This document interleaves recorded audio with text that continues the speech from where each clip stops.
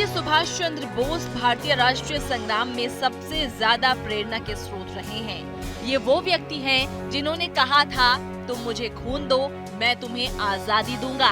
और इस नारे के तुरंत बाद सभी जाति और धर्मों के लोग खून बहाने के लिए आ खड़े हो गए थे। देशवासियों को अपने सुभाष पर भरोसा था और इसी भरोसे को रखने के लिए नेताजी ने आजाद हिंद फौज के नेतृत्व में देश के कई भागों को फिरंगियों से आजाद कराया था।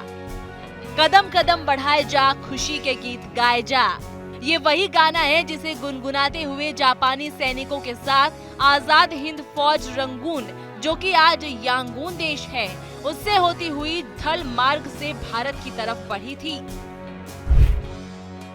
18 मार्च सन 1944 को कोहिमा और इम्फाल के भारतीय मैदानी क्षेत्रों में पहुंच और आजाद हिंद फौज की सहायता से सुभाष चंद्र बोस ने भारत के अंडमान निकोबार द्वीप समूह, नागालैंड और मणिपुर में आजादी का झंडा लहराया।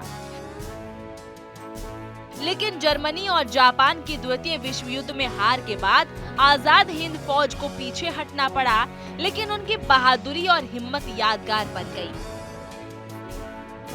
सन 1942 को जापान की राजधानी टोक्यो में रह रहे भारतीय रास बिहारी बोस ने कैप्टन मोहन सिंह के सहयोग से इंडियन नेशनल आर्मी का गठन किया था। उधर सुभाष चंद्र बोस ने अंदर राष्ट्रीय भावना इतनी जटिल थी कि उन्होंने भारत को आजाद कराने के लिए देश छोड़ने का फैसला किया था और वो जर्मन चले गए। उन्होंने इंडियन नेशनल आर्मी यानी कि आजाद हिंद फौज की कमान संभाली। सुभाष चंद्र बोस ने एक नारे के जरिए देशवासियों से देश के लिए कुछ कर गुजरने का आह्वान किया था और वो नारा था, तुम मुझे खून दो, मैं तुम्हें आजादी दूंगा। इस एक नारे पर पूरा हिंदुस्तान उठ खड़ा हो गया था। ये नारा आज भी हम भारतीयों में देशभक्ति का जज्बा भर देता है।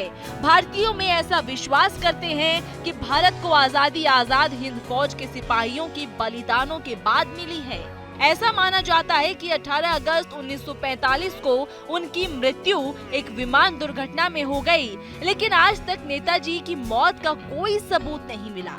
आज तक लोगों में विश्वास था कि फैजाबाद के गुमनामी बाबा के रूप में नेताजी सुभाष चंद्र बोस जिंदा थे।